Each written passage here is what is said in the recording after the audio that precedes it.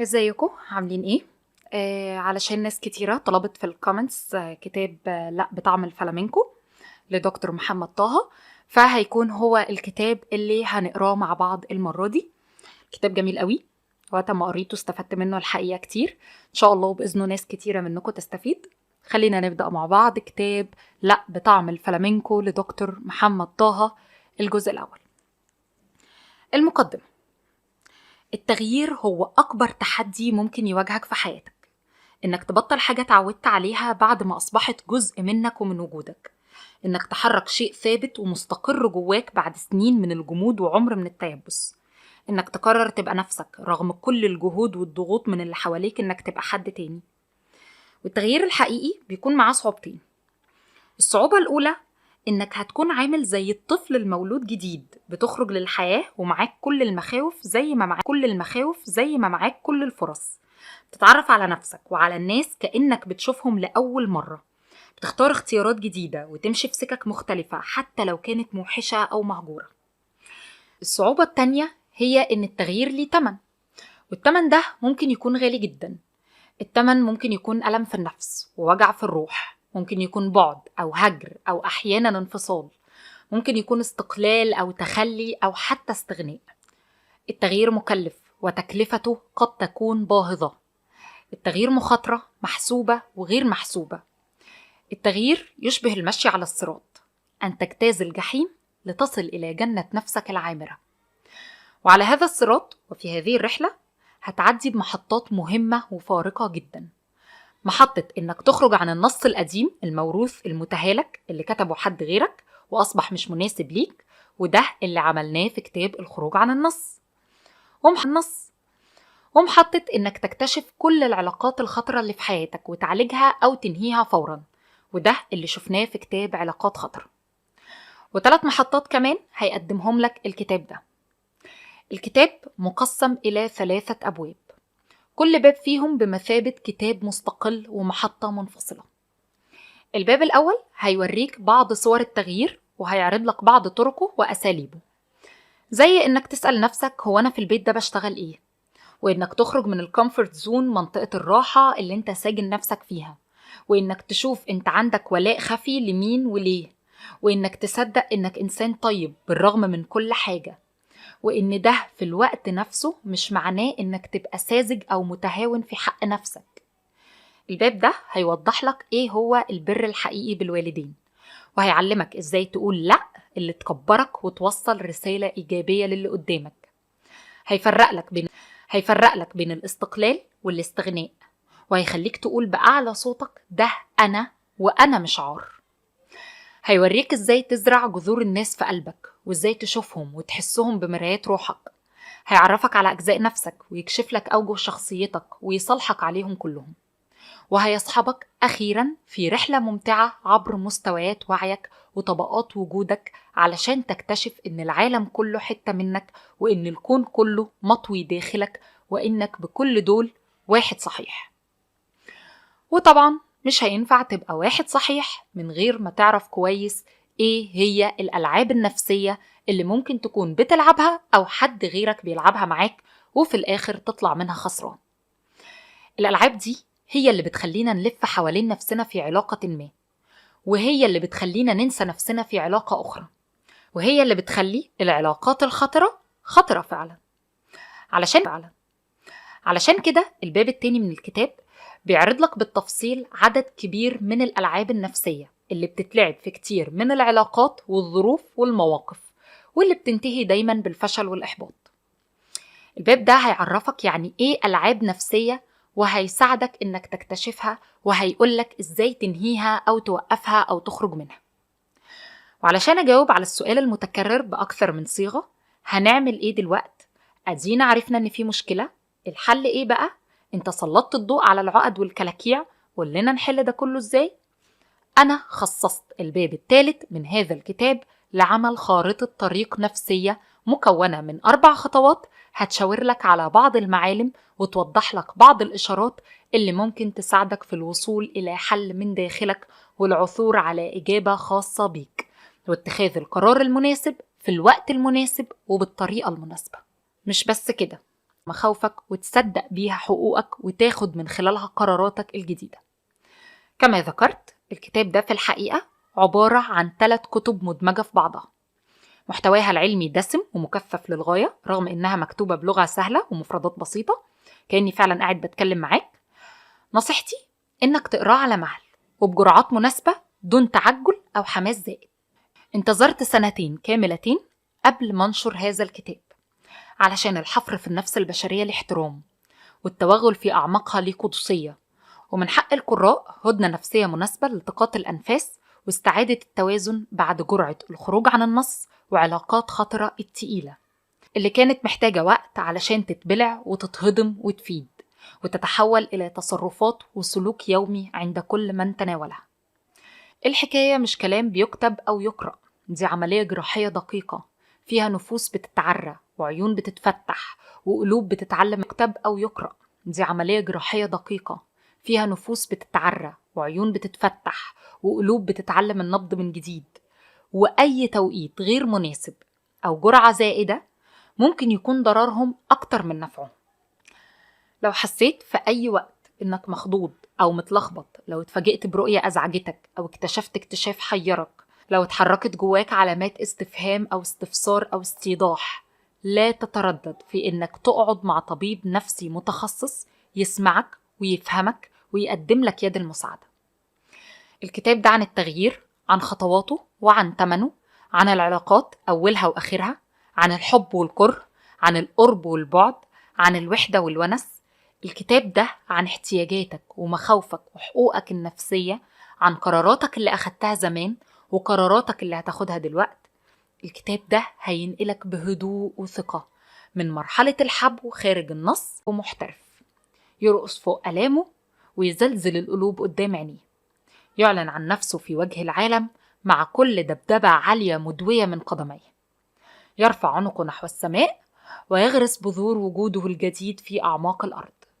قرب، هات إيدك وجهز قلبك وعقلك وروحك لتقابل نفسك كما لم تعرفها من قبل. الباب الأول، 1 صحيح. قصة شعر. حياة. أنا قصيت شعري يا دكتور. يعني عملتي قصة جديدة؟ ماشي كويس. لا يا دكتور، أنا حشت شعري، قصيته خالص. خالص يعني زيرو، ما بقاش في شعر؟ بالظبط كده. طبعا أول ما يتبادر لذهني بعد ما سمعت الكلمتين دول من حياة، وده مش اسمها الحقيقي، هو إنها عملت ما نسميه في كتب الطب النفسي self-mutilating behavior. سلوك اسمها الحقيقي هو إنها عملت ما نسميه في كتب الطب النفسي self-mutilating behavior، سلوك مشوه للنفس، وده بيكون وراه أسباب كتيرة ومعاني أكتر زي الإحباط أو الغضب أو الانتقام. بس بدل ما يتم توجيهه لمصدره الأصلي شخص أو أشخاص آخرين، بيتم توجيهه لصاحبته. يعني بدل ما تأذي حد تأذي نفسها، بدل ما توجع حد توجع نفسها، بدل ما تشوه حد تشوه نفسها. لكن في الحقيقة اللي حصل في باقي الجلسة كان على غير توقعي تماما، وعلى غير توقع اللي كتب كتاب الطب النفسي نفسه. نتكلم الأول عن علاقة البنت بشعرها وعلاقة الولد بشعره، وبعدين أقولك اللي حصل في باقي الجلسة. علاقة البنت بشعرها علاقة معقدة ومركبة جدا رغم إنها قد تبدو غير ذلك، وده ملهوش دعوة بكونها محجبة أو غير محجبة. أنا بتكلم هنا الانطباع السائد والأشهر هو إن شعر البنت هو أحد مظاهر أنوثتها، وحبها ليه واعتزازها بيه بيعكس بشكل كبير حبها لأنوثتها واعتزازها بيها. بس ده مش كل حاجة. قصة شعر البنت ليها معنى، طبيعة شعرها وتغيرها مع حالتها النفسية ليها معنى، أمراض وأعراض الشعر ليها معنى، وما يمثله الشعر بالنسبة لصاحبته قد لا يخطر على عقل بشر. شعر البنت بيكون أحيانا زي المراية اللي بتعكس علاقتها بنفسها. يعني لما تكون متضايقة من نفسها أو كرهاها شعرها يقصف أو يقشر، لما تكون غضبانة محبطة مكتئبة شعرها يدبل وينكمش ويفقد بريقه، ولما تبقى منشرحة ومقبلة وعندها أمل شعرها يطوعها ويلين في إيديها ويكتسب لمعان الحياة. البنت لما تحب نفسها بتهتم بشعرها وتراعيه كأنه طفلها المدلل، ولما تتأزم علاقتها بيه وتبدأ تهمله وتعامله كأنها رافضة وجوده، اعرف فورا إنها رافضة وجودها هي شخصيا. كتير من البنات لما تمر بفترة اكتئاب أو حزن تروح عند الكوافير تقص شعرها، كأنها بتحاول تتخلص من كثافة الاكتئاب بالتخلص من كثافة شعرها، وزي ما تكون بتغير مودها ومزاجها عن طريق تغيير شكلها. وده ساعات بينفع فعلا، علشان احنا حالتنا النفسية بتتغير أحيانا من الخارج للداخل، والكوافير هنا بيعمل اللي ما يعرفش يعمله ألف طبيب نفسي. ده غير العلاقة بين الزهق والشعر، اللي هو زهقانة فتقص شعرها، أو زهقانة فتغير فورمته، أو زهقانة فتعاقب شعرها بإهماله. وطبعا هوس نتف الشعر تريكيتولومينيا ده حكاية تانية خالص، ممكن تمثل فيها كل شعرة حاجة بيتم استئصالها أو قتلها أو التخلص منها أو إيلام النفس من خلالها. دورة حياة البنت متوازية تماما مع علاقتها بشعرها إيلام النفس من خلالها. دورة حياة البنت متوازية تماما مع علاقتها بشعرها، وكل مرحلة فيها بيكون لشعرها دور ووظيفة ومعنى. بتحس بقربها من أمها واهتمامها بيها لما تسرح لها شعرها وتشكله زي ما هي عايزة، ولما تحب تقول لأ وتثور وتعترض تغير التسريحة اللي مامتها عودتها عليها بتسريحة غريبة شوية أو شويتين. ولما تحس إنها كبرت وإنه من حقها تختلف وتختار وتقرر تعيد تشكيله من تاني مع تشكيل نفسها الجديدة. لما تتجوز بتحس في علاقتها بشعرها إنها ملكة متوجة مليانة أنوثة وجمال، ولما تحمل وتخلف وهرموناتها تلعب بيها شعرها بيلعب بيها هو كمان وتتغير طبيعته زي ما بتتغير طبيعتها. مع أول شعرة بيضة تظهر في رأسها تختلف نبضات قلبها إلى الأبد. البنات بتغير قصة شعرها كأنها بتغير هويتها. ما تستغربش، قصة شعر البنت بتعبر في أوقات كتير، في قصة حادة قاطعة، في قصة منقضة هاجمة، في قصة ملهاش ملامح ولا حدود تعبر عن حيرة وتيه وأسئلة، وقصة غاوية مغوية تقربك وتبعدك وتتلاعب بيك زي تلاعبها بنسمات الهوا. في قصة تخفي جزء كبير من وجه صاحبتها اللي مش عاوزة تشوف العالم ولا عاوزة العالم يشوفها، وقصة تبرز وجه صاحبتها كأنها بتتحدى بيه الدنيا كلها. في قصة طفولية فيها من طفولة صاحبتها وقربها منها، وقصة عجوز حزينة فيها من حزن صاحبتها ووحدتها. في قصة أميرة حاسة جمالها وبتحبه، وقصة فتاة بائسة على حافة الانتحار. في قصة محافظة تقليدية منظمة مرتبة زي الوسواس القهري، وقصة سائرة خارقة للقواعد زي الشخصية الحدية. في قصة بتدفن الأنوثة، وقصة بتحييها وترويها وتزهرها. في قصة معاها قرار بالحياة، وقصة معاها قرار بالموت. الشعر نفسه كجزء من الجسم سواء عند الولد أو عند البنت ممكن يمثل حاجات كتير جدا. ممكن يمثل علاقته بأبوه أو علاقتها بأمها، نفس القصة، نفس التسريحة، نفس سن الصلع. أحيانا تغيير شكل وطول الشعر ممكن يمثل رغبة في التفرد والخصوصية بعيدا عن سلسلة الآباء والأمهات والأجداد والجدات بكل ما نقلوه وورثوه للابن أو الابنة. ممكن يكون خروج عن النص. وصبغ الشعر قد يكون الخوف من الموت وخداع النفس والمرآة بصغر السن. إطلاق الشعر وتطويله وعدم قصه لفترة طويلة قد يعني الرغبة في الحرية والانطلاق أو التمرد ورفض المألوف، أو أحيانا الكسل والإهمال والرغبة في الانفصال عن الواقع. الاهتمام الزائد بالشعر ربما يشي بنرجسية زائدة، أو العكس تماما ضعف شديد في الثقة بالنفس. وحلق الشعر عند الإحرام رمز للتخلص من الذنوب واجتزاز الخطايا من جذورها وفتح صفحة جديدة مع نفسنا ومع خالقنا. هذا ما كتبته حياة باهر في كتاب الطب النفسي القائم كله على وصف المرضى لمشاعرهم واعتمالات أنفسهم وحركة عوالمهم الداخلية. النهاردة قررت يا حياة إني أحلق شعرك، يعني أقص عنك أيام من الاستغلال والبكا والحرقة والوجع. أنا مسؤولة عنك يا حياة. أنا قررت أعالج شعري بإني أقصه من أوله وأبدأ الحكاية من الجذور، وأبدأ أرعى الجذور واحد واحد. أبدأ أوصل لكل جدر من شعري حب مش إحساس بالذنب. أنا قررت أكون موجودة. قررت ما اسمحش لأي حد ولا حتى لنفسي إني أعيش حاجة أقل من اللي أستاهلها. أنا محتاجة أصدق وأعيش وأشوف وأمارس إني أستاهل أتشاف وأتقبل وأحترم. أنا هبدأ أسكن جسمي من تاني. It's my space.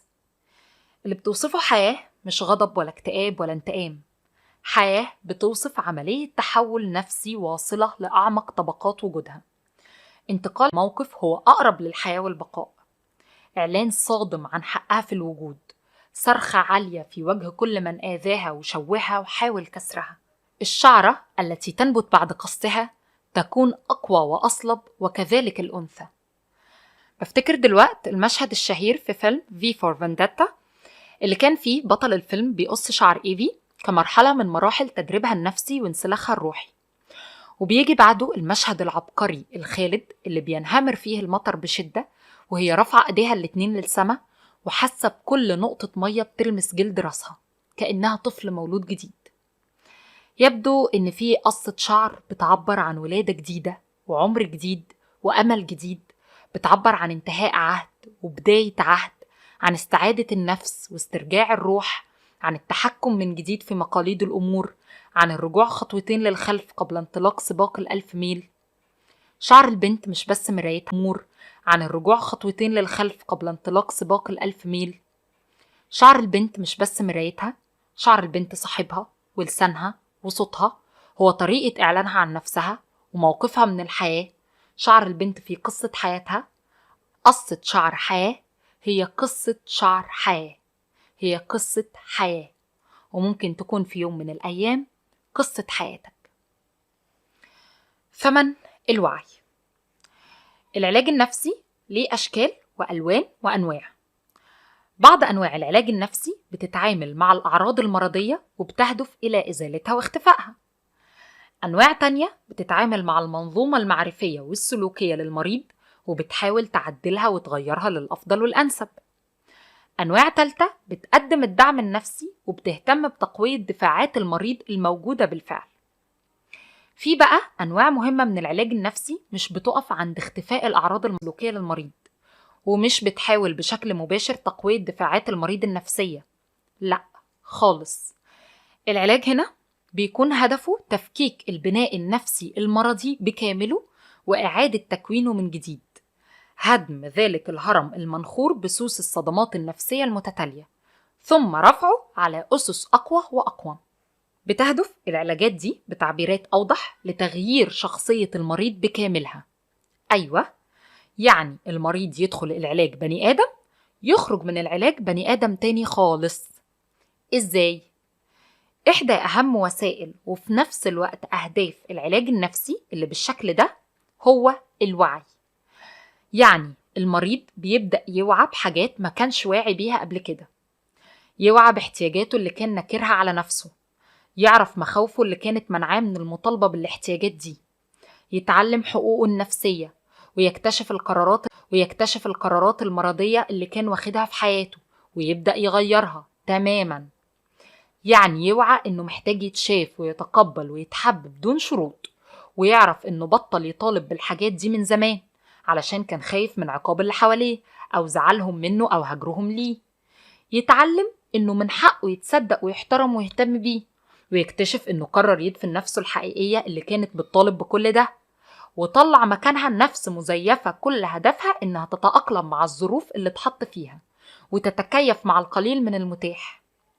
ومع العلاج يبدأ يحس تاني باحتياجاته القديمة ويقبل مخاوفه اللي كانت منعاه ويطالب بحقوقه اللي نسيها من زمان، ويقرر أخيرا إنه يخرج المارد من الأمم ويقول بأعلى صوته لأ. وبعدين يوعى صاحبنا إنه محتاج يتقبل، وإنه عمره ما تقبل بجد من أهله اللي كانوا إما رافضين أو مشغولين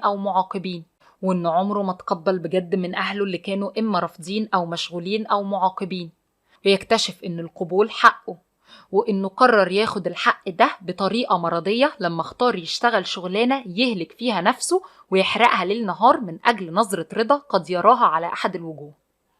يتعالج ويتحسن ويتغير وما يبقاش عنده نفس الجوع المرضي للقبول ولا نفس النهم الحثيث للاهتمام. فيعمل إيه؟ يقرر يسيب مهنته ويغير وظيفته ويختار مهنة تاني أنسب لرؤيته الجديدة ووظيفة مختلفة تتماشى مع الإنسان الذي أصبح عليه. توعى صاحبتنا إنها محتاجة تتحب زي ما هي، وتعرف إنها بطلت تطالب بده علشان ما شافتهوش حواليها، وتكتشف إنه من حقها تتشاف وتتقبل دون قيد أو شرط، وتقرر تصدق إنها تستاهل وإنها ما تقبلش أي معاملة من أي حد يوصل ليها إنها ما تستاهلش. وأول حد طبعا هيكون مين؟ جوزها، اللي ولا شاف سي اللي اتربى فيها ولسه ساكن في جحور ما قبل التاريخ. هي بتكبر نفسيا وهو متحجر قدامها، هي بتنضج روحيا وهو متقوقع حوالين نفسه، مغمض عينيه عن أي اختلاف وصامم أذنيه عن أي تغيير، ومش مستعد يرافقها في رحلتها الجديدة نحو الحياة. فيحصل إيه؟ يتطلقوا، لأنهم خلاص ما بقوش مناسبين لبعض. البني آدمة اللي اتجوزت غير البني آدمة الموجودة دلوقت. اللي اتجوزت كانت دافنة نفسها بالحياة، والموجودة دلوقت قررت تحيا. اللي اتجوزت كانت نكرة على نفسها احتياجاتها، والموجودة دلوقت مش هتنكر احتياجاتها تاني. اللي اتجوزت ما كانتش عارفة حقوقها، والموجودة دلوقت عارفة حقوقها ومش ناوية تفرط فيها. اللي اتجوزت كانت خايفة، الموجودة دلوقت بطلت تخاف. قيس على ده اللي بدأ يقول لا لأبوه وأمه بعد ما عرف إن البر الحقيقي بيهم هو إنه يكون نفسه مش إنه يسلمهم نفسه، واللي غيرت طريقة لبسها بعد ما غيرت اختياراتها في الحياة، واللي بدأ يسلمهم نفسه، واللي غيرت طريقة لبسها بعد ما غيرت اختياراتها في الحياة، واللي بدأ يراجع علاقته بربنا بعد ما اكتشف إنه كان بيعبد أصنام نفسية خاوية رغم ضخامتها. ده غير اللي بدأ يسأل ويدور وما يقتنعش بالإجابات التقليدية المصمتة الجاهزة، واللي بدأ يختبر ويراجع كل المسلمات مهما كانت درجة ثباتها. زلزال نفسي يهز الكيان بمنتهى الرحمة، انفجار روحي مليء بالأحزان وبالورود معا، بركان هائل من الاحتياجات والمطالب والحقوق والقرارات، جسد موؤود تبعث فيه الحياة من جديد. بس التمن غالي. تمن الوعي هو المراجعة بلا هوادة، تمن الرؤية هو إعادة النظر في كل شيء، تمن النور هو الخروج من كهوف الظلام اللي بيسموها ساعات مناطق الراحة. تمن العلاج النفسي العميق قد يكون الانفصال أو تغيير الوظيفة أو اعتزال بعض الناس لما يكتشفوا مرضية. طيب، أنا كاتب الكلام ده ليه؟ بخوفكم من العلاج النفسي مثلا؟ مش عاوز أشتغل أنا يعني؟ لا، أنا كاتب الكلام ده علشان أقولك إني مش بتكلم عن العلاج النفسي أصلا. هو في كام واحد خضع ولا هيخضع للعلاج النفسي العميق بالشكل ده؟ عدد قليل جدا جدا. امال انا بتكلم عن ايه؟ انا بتكلم عن الوعي اللي العلاج النفسي هو فقط احد الطرق اليه، لكن في طرق اكتر واكبر، طرق متاحة بشكل اوسع، منها اللي حضرتك بتعمله دلوقت واللي حضرتك بتعمليه دلوقت: القراية، الانترنت، فيسبوك، البوستات، السفر، الكورسات، الكتب، الفضفضة الإلكترونية، المعلومات اللي موجودة في كل حتة، الخبرات الإنسانية المتبادلة بالناس على بعد قارات كاملة، ناس ما يعرفوش بعض ولا عمرهم شافوا ولا هيشوفوا بعض، بيقدموا خلاصة خبرات وتجارب حياتية عميقة جدا. المعرفة الإنسانية بتتضاعف، المعلومات المتاحة لأبنائك أضعاف المعلومات اللي كانت متاحة ليك وانت في سنهم. الخبرات المتاحة لزوجتك هي خلاصة خبرات مئات بل آلاف الزوجات عبر العالم، شلالات يومية من الاكتشافات تنهال على العقول والقلوب والأنفس. البنات والستات بتعرف حقوقها، الأبناء بيتعلموا عن احتياجاتهم وبيقرروا يطالبوا بيها، الكل في حركة كونية تصاعدية من الوعي. لكن لسه في ناس، معظمهم من الذكور للأسف، بيشاوروا نفسهم لأنهم في تصورهم الطرف الأقوى في المعادلة، اللي مش محتاج يعرف ومش محتاج يتعلم ومش محتاج يوعى، وبيقاوم التغيير بكل طريقة، وبيعاند سنة الحياة نفسها وقوانين الطبيعة منذ الأزل، ومصر يمشي عكس التيار لغاية ما تنهار كل المعابد على رؤوس قاطنيها. الوعي الإنساني بيتمدد وبيوسع وبيتعمق، ومع كل نبضة وعي في احتياج مدفون بيكتشف، مع كل رؤية جديدة في خوف، ومع كل نبضة وعي في احتياج مدفون بيكتشف، مع كل رؤية جديدة في خوف قديم بينزاح، مع كل لمعة عين كانت مطفية في حق أصيل بيطالب بيه، مع كل ضربة قلب كانت خافتة في قرار جديد بيعلن بالحياة. ومع كل دول في تمن بيدفع. انت بتتحول من بني آدم لبني آدم تاني، انت بتشوفي عالم جديد ما كنتيش تعرفي انه موجود أصلا، انتوا بتفوعوا على الحقيقة بعد سبات طويل، وكل ده مش ببلاش. يا تكونوا قد التمن يا بلاش تبدأوا الرحلة. إلى كل النائمين والمتقوقعين والمتحجرين، إلى كل صامي الآذان مغمضي العينين، إلى قلوب اهترأت عليها أقفالها: الحقوا نفسكم قبل ما تنقرضوا، اتحركوا واسمحوا لأبنائكم بالحركة، انضجوا واسمحوا لزوجاتكم بالنضج، اتغيروا واسمحوا لأنفسكم وغيركم بالتغيير علشان ما تعضوا، فهو آت لا محالة.